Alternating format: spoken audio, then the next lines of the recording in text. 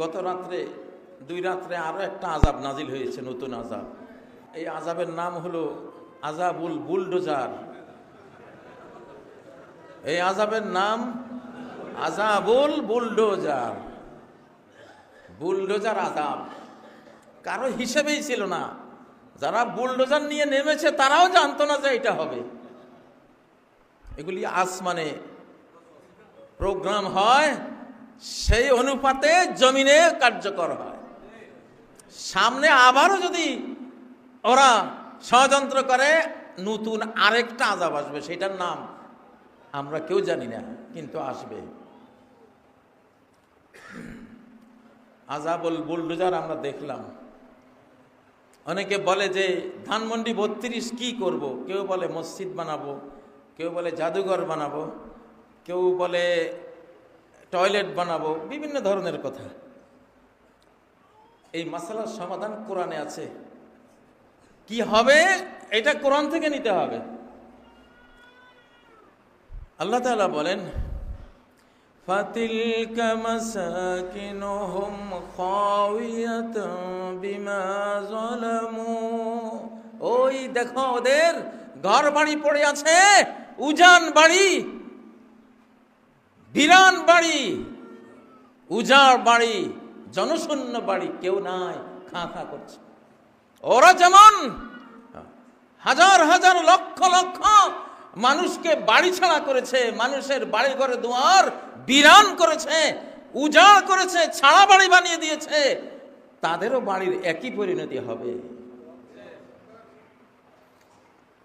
লাম তুসকাম মিন বাদিহিম ইল্লা কলিলা।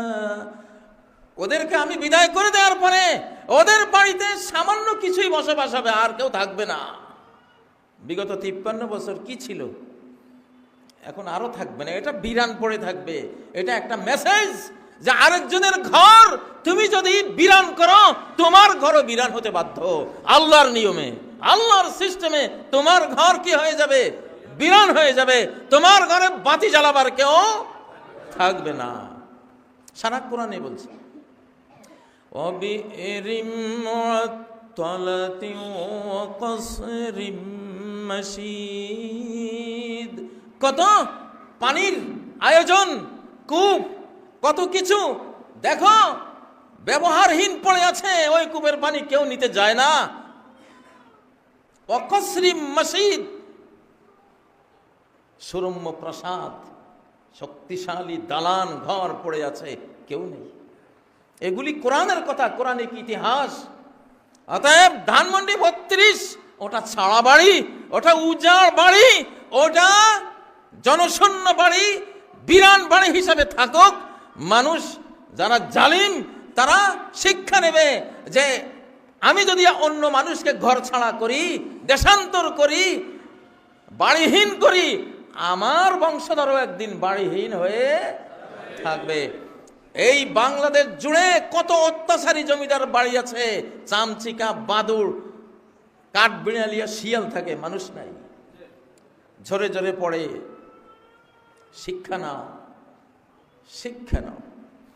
হাল তুহিসসু মিনহুম মিন আহাদ আও তাসমাউ লাহুম রিকজা। আছে কি কয় এত শান শওকত, জাকজমক, এত পাওয়ার, এত শক্তির মানুষ, দেখো সে দেখো তো দেখা যায় কিনা, দেখা তো যায় না। একটু ফিসফিস আওয়াজও শোনা যায় কিনা, সেটাও নাই। অতএব কিসের অহংকার? আল্লাহ তাআলার নিয়মে আল্লাহর গোলাম হও, আল্লাহর দাসদাসী হও, অহংকারী হইও না। মানুষকে পদতলে পিষ্ট করো না, খুন করো না, জুলুম করো না।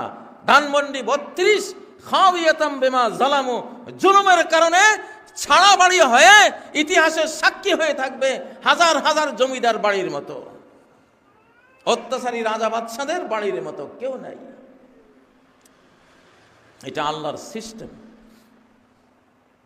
2 নম্বর কথা হলো, যারা বেঈমানদেরকে ভালোবাসে, মুসলিমদের বিরুদ্ধে বেঈমানদের শক্তি নিয়ে মুশরিকদের শক্তি নিয়ে মুসলিমদের উপরে, মুসলিম জাতির উপরে, মুসলিম দেশের উপরে আক্রমণ করে, তারা মুসলিম না, তারাও অমুসলিম।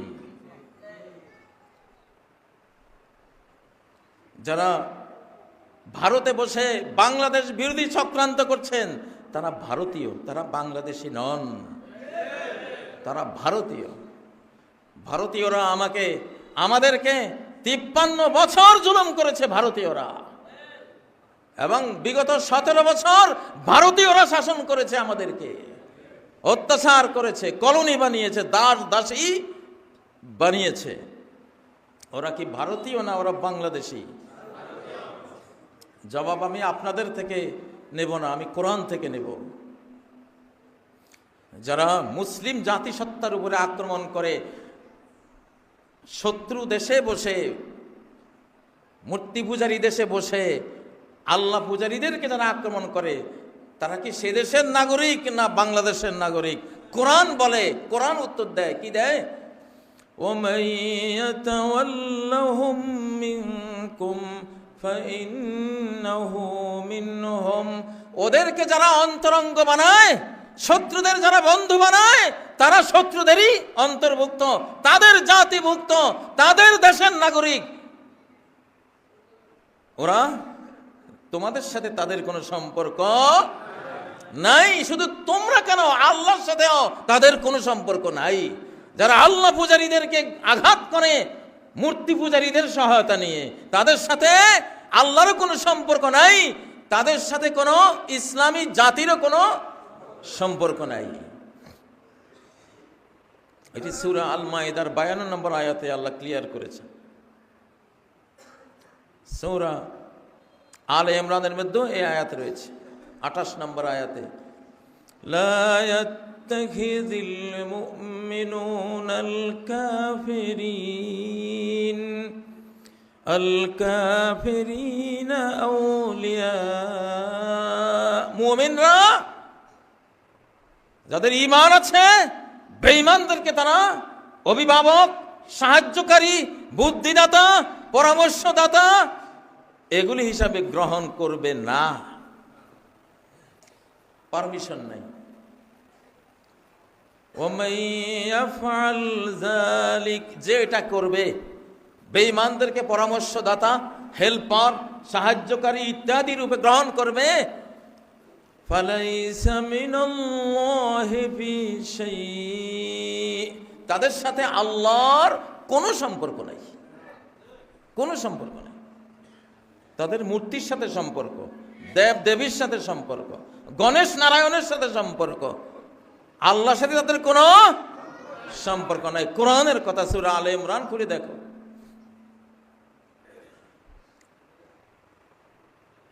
অতএব আমরা কি কোনো ভারতীয় নাগরিকের শাসন মেনে নেব? সে যতই মিষ্টি কথার মায়াজাল বুনুক, বিশ্বাস করব? করা কি উচিত? এরা ইবলিস, এরা মানুষ শয়তান। জিন শয়তান বলেছিল, হে আদম, এই গাছের ফল না খাওয়ার কারণে আমি আজকে জান্নাত থেকে বহিষ্কৃত। আল্লাহ এমনটাই করে, এক একজনকে বানাইয়া কিছুদিন রাখে, পরে বের করে দেয়। তোমাকেও বের করে দেবে। তুমি যদি চিরস্থায়ী জান্নাতি হতে চাও, তাহলে আমি যেটা বলছি, এই গাছের ফলটা একটু খাও, এটা বৃক্ষ চিরন্তনী, চিরকাল জান্নাতি হয়ে যাবা। কি মিষ্টি কথা, কি মায়াজাল বিস্তার করলো। হযরত হাওয়া আলাইহিস সালাম ইবলিসের এই মিষ্টি কথায় ভুলে গেলেন। স্বামীকে বললেন, খাও না, এত সুন্দর কথা বলে। সে যে কত বড় ফ্রড, কত বড় ফেক, কত বড় ধোঁকাবাজ, প্রতারক, এটা তো হাওয়ায় বুঝে নেই। সে কসম করে বলছে, ইন্নী লাকুমা লামিনান নাসিহিন, আল্লাহর কসম করে বলছি, শুধু তোমাদের ভালোই চাই, তোমরা জান্নাতে থাকো, আমি গেছি, আমার ভাগ্যে যা হওয়ার হয়েছে সেটা নিয়ে আমার আর এখন দুঃখ করে লাভ কি? তোমরাও যাতে ওইরকম না হও, জান্নাত থেকে বহিষ্কৃত না হও, তোমাদের নিয়ে আমার যত টেনশন, যত ডিপ্রেশন, যত চিন্তা, অন্তত তোমরা বেঁচে যাও। মানে আল্লাহকে বানাইছে শত্রু, আর সে হয়েছে এখন বন্ধু। হাল আদুল্লুকা আলা শাজারাতিল খুলদি ওয়া মুলকিন লা ইয়াবলা, এমন একটা গাছ যে গাছের ফল যে খাইছে চিরস্থায়ী জান্নাতি হয়ে গেছে। অমুল কিল্লা ইয়াবলা, এমন রাজত্ব যে রাজত্বের কোনো ক্ষয় নাই, লয় নাই, পতন নাই, এমন রাজত্ব পেয়ে যাবে এই গাছের ফল খেলে। অথচ খাওয়ার সাথে সাথে উলঙ্গ স্বামী স্ত্রী দুইজন বিভৎস হয়ে বেইজ্জত হয়ে জান্নাত থেকে বহিষ্কার। দুশ্মনের মিষ্টি কথা বিষ, দুশ্মনের মিষ্টি কথা কি বিষ। ভারতে বসে যারা, ভারতের কোলে বসে যারা, মোদির আশ্রয়ে বসে যারা বাংলাদেশ নিয়ে কথা বলে, এরা মোদির মতোই বাংলাদেশের দুশ্মন, বাংলাদেশের শত্রু। এদের পাওনা হলো বুলডোজার, এদের উপযুক্ত পাওনা বুলডোজার। এই যে এদের জন্য আযাবুল বুলডোজার, লাইলাতুল বুলডোজার আল্লাহর কাছে বরাদ্দ হয়েছে। আলহামদুলিল্লাহ, আমরা খুব খুশি আল্লাহর আযাবের উপরে। দুষ্টের দমন, শিষ্টের পালন, এটি সুন্নাতুল্লাহ, আল্লাহর নিয়ম। প্রিয় ভাইয়েরা, 3 নম্বর বিষয় হলো কিছু কিছু নেতাদের কথা শুনি। এই নেতারাও মির্জাফর। এই নেতার কিছু কিছু নেতা আছে মির্জাফর, জগৎ শেঠ। এরাও ভারতের দালাল, দালালদের মতো কথা বলে। যেই ফ্যাসিবাদ আল্লাহ বিতাড়িত করেছেন, মানুষ পারে নাই, আল্লাহ নিজে বিতাড়িত করেছেন। কোন সাহসে সেই ফ্যাসিবাদী, আধিপত্যবাদী, সাম্রাজ্যবাদীকে আবার ফেরত আনার কথা তারা বাংলাদেশে বলছে? আল্লাহ তাআলা তার একটা জবাব দিয়েছেন, স্টপ, এই কথা বলো না, তাহলে তোদের পরিণতি ওদের মতো আমি করে দেব, একই পরিণতি হবে। ফাতাবিরু ইয়া উলিল আবসার, চক্ষুওয়ালারা উপদেশ গ্রহণ করো। অতীত ক্রিমিনালদের, অতীত জালিমদের, অতীত ফ্যাসিবাদী, আধিপত্যবাদীদের যেই পরিণতি হয়েছে, সেই পথে তোমরা হাঁটবা, তোমাদেরও একই পরিণতি করে দেব আমি। وَقَدْ خَلَتْ مِنْ قَبْلِهِمُ الْمَثُلَاتُ,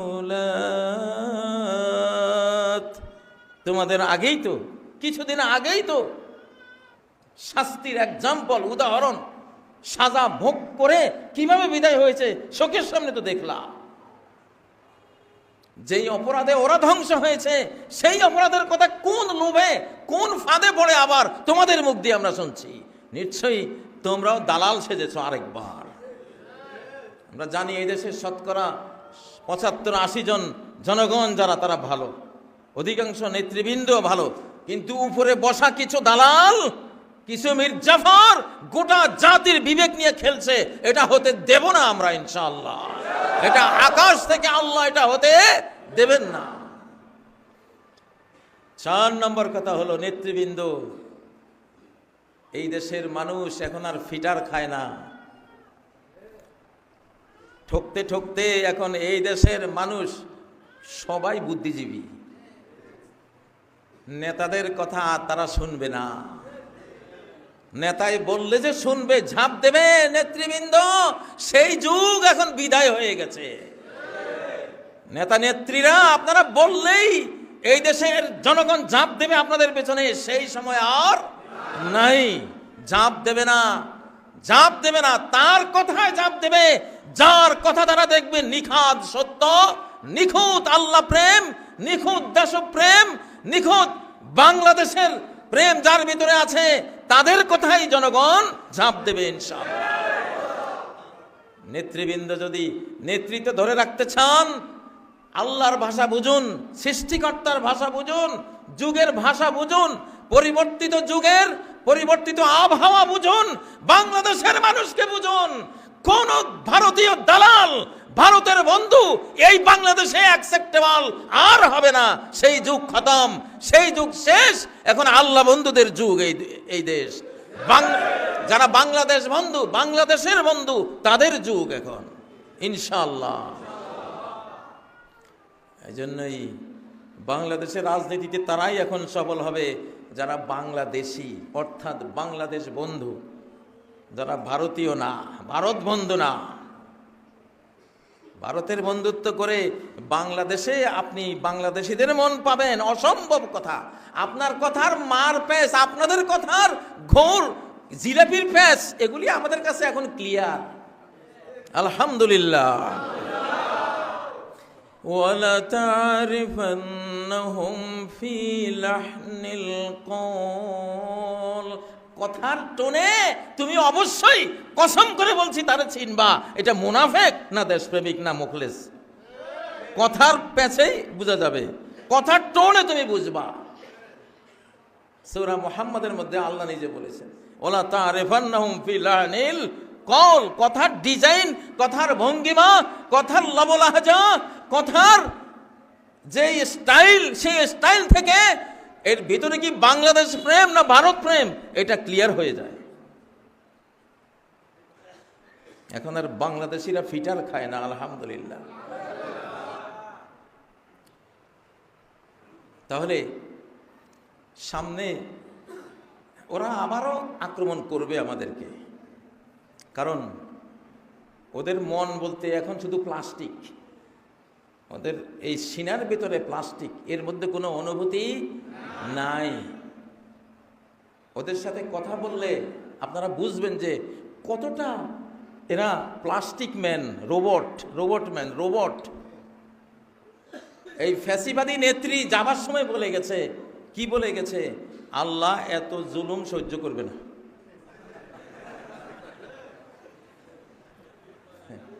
আমি বলি হ্যাঁ ঠিকই তো, আল্লাহ তো এত জুলুম সহ্য করে নাই, তোর এত বড় জুলুম, এত বড় নির্যাতন, এত বড় খুন খারাপি, হালাকু খানের মতো যেই খুন খারাপি দেশে করেছিস, আল্লাহ তো সেটা সহ্য করার মতো না, তিনি করেন নাই, তোরে বিদায় করে দিয়েছেন। ইস্তাফতিহু ফাকাদ জাআকুমুল ফাতহ। আবু জাহেল কাবা শরীফে যায় কয়, হে আল্লাহ, আমি হক না মুহাম্মদ হক, তুমি ফয়সালা করে দাও, তুমি কি করে দাও? ফয়সালা করে দাও।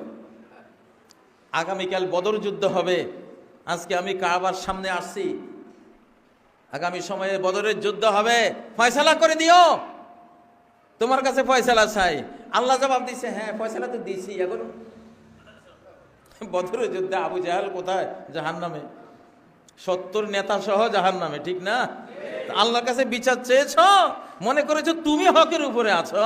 মুহাম্মদ বুঝি অশান্তি সৃষ্টিকারী, মুহাম্মদ জঙ্গি, মুহাম্মদ এমন একটা আদর্শ নিয়ে এসছে, কুরাইশের ভিতরে মারামারি হানাহানি লেগে গেছে, মুহাম্মদ খারাপ, বাপে পুতে লড়াই লাগিয়ে দিয়েছে, স্বামী স্ত্রী বিচ্ছেদ হয়ে গেছে, মুহাম্মদের কথার কারণে চাচা ভাতিজা লেগে গেছে, কত খারাপ সে।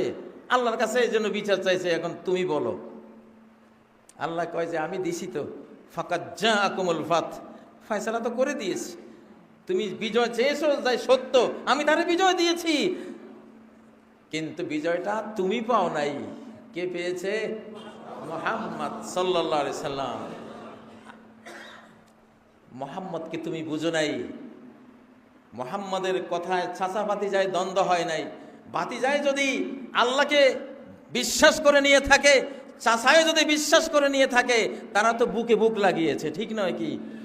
এখন ভাতিজা যদি জাহান্নামের পথে যায়, চাচা যদি জান্নাতের সন্তান পায়, চাচা যাচ্ছে উপরের দিকে, ভাতিজা যাচ্ছে নিচের দিকে, মিলবো কেমনে? মিলবে কি করে? সেখানে তো একটা দ্বন্দ্ব হবেই, সত্য মিথ্যার লড়াই হবেই। এটা পৃথিবী ভরা, দুনিয়া ভরাই এটা আছে, এটা চলবেই। চলবে কিনা? এটা চলবে। গৃহস্থ আর ডাকাত জীবনে সন্ধি হয়? গৃহস্থ আর ডাকাতে শান্তি চুক্তি হয়? আজকে তো শুনলাম রাস্তায় ডাকাতি করার জন্য সামনে দাঁড়িয়েছে, গাড়িওয়ালায় চাকার নিচে ফেলে একটারে বিদায় করে দিয়েছে। তো নেতৃবৃন্দের বোঝা উচিত, বাংলাদেশের জনগণ যথেষ্ট ম্যাচিউর জনগণ, এখন পরিপক্ক জনগণ ইনশাআল্লাহ। আমাদের আলেম সমাজ, এখন আলেমরা নেতৃত্ব দেবে ইনশাআল্লাহ।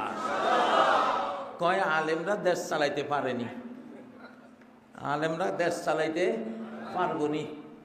ওই ব্যাক কলের ঘরের ব্যাক কল, ব্যাক কলের ঘরের কমাক কল।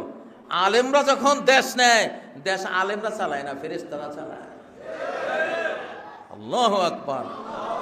ওয়াক্কালাল্লাহু বিহি মালাকাইন, যেই ব্যক্তি আল্লাহর জন্য দেশ হাতে নেয়, নিজের নফসের খায়েশ মেটাবার জন্য না, আল্লাহ তার জন্য দুইজন ফেরেশতা তার সাথে দিয়ে দেন। ফেরেশতারা তাকে পরামর্শ দেয় যে এইভাবে যান, এইভাবে যান, এই পথে চলেন, এটা করেন। আল্লাহু আকবার।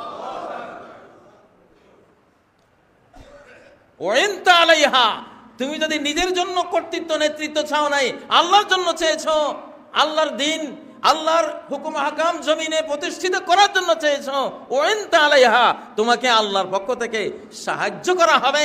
সাহায্যকারী ফেরেশতা, ফেরেশতা মন্ত্রী, ফেরেশতা মন্ত্রণা দাতা, পরামর্শক ফেরেশতা তোমার সাথে থাকবে, তারা সব করবে। তাদের দ্বারা তুমি গাইডলাইন পেয়ে যাবা। সুবহানাল্লাহ। আফগানিস্তানের মোল্লারা এমন রাষ্ট্র এখন চালাইতেছে, সারা পৃথিবী তাদের সাথে ব্যবসা করার জন্য পাগল ফারা। সারা পৃথিবী তাদেরকে মডেল মনে করতেছে, কিন্তু কয় না, কইলি যে নিজেদের বেঈমানি ফাসিকি ফাজিরি করার মাঠটা বেদখল হয়ে যেতে পারে মোল্লাদের। সারা বিশ্বের মোল্লারা উৎসাহিত হয়ে গোটা পৃথিবী দখল করে নেবে। তোরা বলিস আর না বলিস, দখল আমরা করবই, এখন আর উপায় নাই, দখল আমরা করবই। দখল আল্লাহ করে দেবেন। কে করে দেবেন? আল্লাহ করে দেবেন।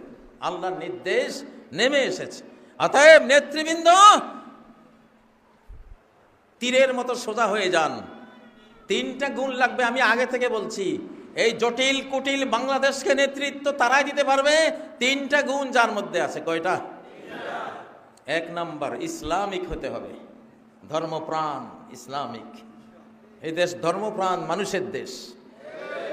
একটা ওয়াজ মাহফিলে 25 লক্ষ লোক আসে, এটা পৃথিবীর ইতিহাসে নাই, পৃথিবীর কোনো মুসলিম রাষ্ট্রেও নাই, বাংলাদেশে আছে। ধর্মপ্রাণ আমরা, আমাদের প্রাণ আনসান করে ওঠে, প্রাণ করে আনসান, কি মধুর সে আজান, আল্লাহু আকবার। এটা তো এই দেশেরই কবিতা।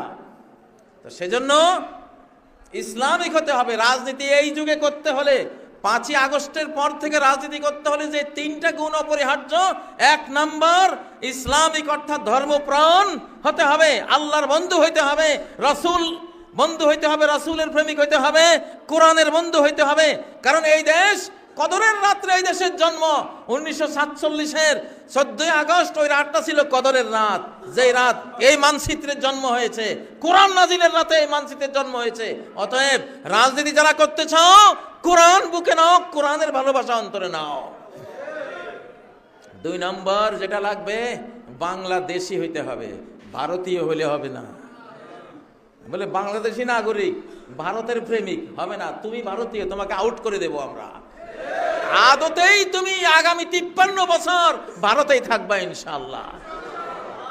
তুমি ভারতেই থাকবা, এই দেশে আর আসতে পারবা না। এটা আকাশে তোমাকে মঞ্জুরি দেবে বলে কোনো দলিল প্রমাণ খুঁজে পাই না। দলিল পাই যেটা, যে তুমিও যে 53 বছর আমাদের জ্বালিয়েছ, আমাদের দেশান্তরিত করেছ, জেলে পুরিয়েছ, তোমারও সেই পরিণতি তোমার ভোগ করতে হবে ইনশাআল্লাহ। তাহলে আমাদেরকে বাংলাদেশ প্রেমিক হইতে হবে। ভারত প্রেমিকের জন্য বাংলাদেশে কোনো রাজনীতি করতে দেয়া হবে না, হবে না ইনশাআল্লাহ। 3 নম্বর, বাংলা ভাষী হইতে হবে। তোমরা বেশি বেশি ইংরেজি বলো, এত ইংরেজি কইও না, এত ইংরেজি কইও না। এত ইংরেজি আমার কৃষক, রিক্সাওয়ালা, ঠেলা গাড়িওয়ালা, এই দেশের আপামর বুড়া মুরব্বী এত ইংরেজি বুঝে? কঠিন কঠিন ইংরেজি কইও না। ওই যে ইটালির একটা বিশাল জাহাজ, টাইটানিকের পরে সবচেয়ে, টাইটানিকের চেয়েও বড় জাহাজ ডুবে গেছে, কারণ প্রধান ক্যাপ্টেন আর সহযোগী ক্যাপ্টেনের ভাষার মধ্যে একটু গরমিল ছিল। প্রধান ক্যাপ্টেন উনি ফ্রান্সের, আর ওনার সহযোগী ক্যাপ্টেন ইন্দোনেশিয়ার। ভাষা দুইজনের কথা পুরোপুরি বুঝতো না। বুঝতো 90% বুঝতো, 10% বুঝতো না।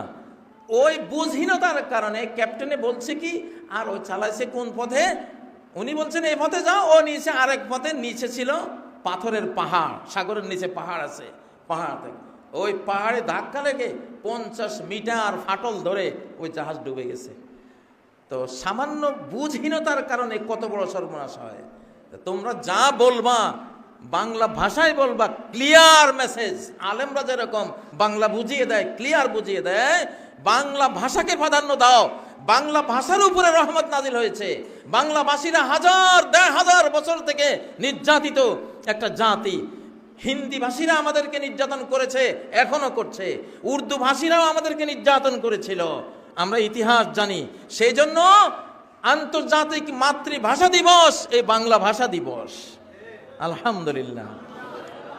তোমরা ইংরেজি বলতে পারো, বাট ইংরেজি কথাটাকে সহজ বাংলায় ব্যাখ্যা করে দিবা সাথে সাথে। ইংরেজি শব্দ যেটা বলবা ওটাকে এই দেশের 18-20 কোটি মানুষ বুঝবে, সবাই বুঝতে হবে, সেরকম ট্রান্সলেট করে দেবা। এমন কঠিন ইংরেজি বলো, তোমরা মনে করো ইংরেজি বলা বুঝি একটা কৃতিত্ব, একটা গ্র্যাভিটি, একটা জাতে উঠলে তুমি না। আমার ইংলিশ মিডিয়াম স্কুল আছে, ব্রিটিশ কাউন্সিলের অধীনে ইংলিশ মিডিয়াম সবচেয়ে বড় ইসলামিক স্কুল তো আমার হাতে আছে। পিস ইন্টারন্যাশনাল স্কুল, এভারোজ ইন্টারন্যাশনাল স্কুল, দুইটাই তো আমার হাতে আছে। আমরা তো ইংলিশ মিডিয়াম স্কুলেরও আমরা পরিচালক। সেখানে 3000 হাফেজ আছে, হাফেজে কোন হেফজুল কোরআন পড়ে, কোরআন হাফেজ হচ্ছে। আমরা বলছি আমরা ইউরোপিয়ান বোতলে অ্যারাবিয়ান সারাবন তহুরা পান করাবো তোমাদেরকে, মদের বোতলে জমজমের পানি পান করাবো। ইংলিশ মিডিয়ামে আমরা দিয়েছি আল কোরআন, অ্যারাবিক, হাদিস, ইসলামিক স্টাডিজ, এগুলি সব। তো ওরা বলে কি ভাষা কোনো ফ্যাক্টর না, বুঝটা হলো ফ্যাক্টর, বুঝটা হলো আসল। আপনি যদি যে কোনো ভাষায় আপনার বুঝটা সুন্দর আসবে, এটা হলেই এনাফ। আপনি কি চীনা ভাষায় বললেন, না ফ্রান্সের ভাষায়, না বাংলা ভাষায়, না ইংরেজি ভাষায়, এগুলি কোনো দেখার বিষয় নয়। কিন্তু আমাদের মধ্যে একটা হীনমান্যতা, ব্রিটিশের গোলামি করতে করতে ব্রিটিশের ভাষাটাই যেন আমাদের কাছে এখন মায়ের ভাষার চেয়েও মধুর হয়ে গেছে। এটা হওয়া ঠিক না, তাহলে তোমরা এই দেশের ক্ষমতা থাকতে পারবে না। আমি এই যে 3টা কথা বললাম, এই 3টা আধ্যাত্মিক ওয়ার্ল্ডের কথা, এটা আধ্যাত্মিক কথা। আমি এই 3টা আমি শুরু থেকে বলে আসছি, ইসলামিক হবা, বাংলাদেশি হবা, বাংলা ভাষী হবা। তিতুমিরের বাঁশের কিল্লা ব্রিটিশরা উড়িয়ে দিয়েছে, কারণ তিতুমির বলছিলেন আমাদের যুদ্ধ জমিদারের বিরুদ্ধে, আমাদের যুদ্ধ তো ব্রিটিশের বিরুদ্ধে না। কিন্তু জমিদার ওই শয়তান ব্রিটিশকে অনুবাদ করে বুঝাইছে যে সে বলতেছে আপনারা কেন এসেছেন, আপনাদেরকে মেরে শেষ করে দেব। এখন তিতুমির যেহেতু ইংরেজিটা বুঝেন নাই, ইংরেজিতে জমিদার কি উল্টা পুল্টা বুঝাইছে, আর ইংরেজরাও তিতুমিরের ভাষা বুঝে নাই, তিতুমিরের ভাষা ইংরেজরাও বুঝে নাই, ইংরেজদের ভাষা তিতুমির বুঝে নাই। এই যে বুঝহীনতার কারণে একটা ইতিহাস তৈরি হয়ে গেল। তিতুমির মরে গেছেন বলে বটে, ব্রিটিশ মরেছে তার চেয়ে 100 গুণ বেশি। তাকে মেরে ব্রিটিশরাই শেষ হয়ে গেল, এই দেশ থেকে ধীরে ধীরে বিদায়ের ঘন্টা বেজে গেল। কিন্তু তিতুমির মহাবীরের সেই উপাধি নিয়ে আজও বেঁচে আছে আমাদের মাঝে, ঠিক নয় কি? বুঝ একটা মূল জিনিস। অতএব তোমরা যারা রাজনীতি করবা, তোমরা ইংরেজি ভাষা ব্যবহার করো, সমস্যা নাই, সেটা বাংলায় মায়ের ভাষায়। মায়ের ভাষা হলো মাতৃদুগ্ধ। মাতৃদুগ্ধ ছাড়া শিশুর জীবন কখনো নিরোগ হয় না, প্রতিভাবান হয় না, সুস্বাস্থ্যবান হয় না। আল্লাহ তাআলা সব নবী রাসূলকে এই জন্য মায়ের ভাষায় প্রেরণ করেছে। মায়ের ভাষা, তোমরা মায়ের ভাষায় তোমরা কি বলছো, ইংরেজিতে কি বলেছো, মায়ের ভাষায় বুঝিয়ে দেবা, তাহলে তোমাদের রাজনীতিটা পারফেক্ট হবে, তোমরা সফল হবা। যাই হোক, আজকে এই কয়টা কথা বললাম, আল্লাহ তাআলা আমাদের বাংলাদেশের নতুন নবীন প্রবীণ প্রজন্মকে এই কথাগুলো শোনার, কোরআনের এই কথাগুলো বোঝার তৌফিক দান করুন। আকুলু কওলি হাযা ওয়া আস্তাগফিরুল্লাহ লি ওয়া লাকুম ফাস্তাগফিরুহু ওয়া তুবু ইলাইহি ইন্নাহু হুয়াল গফুরুর রহিম।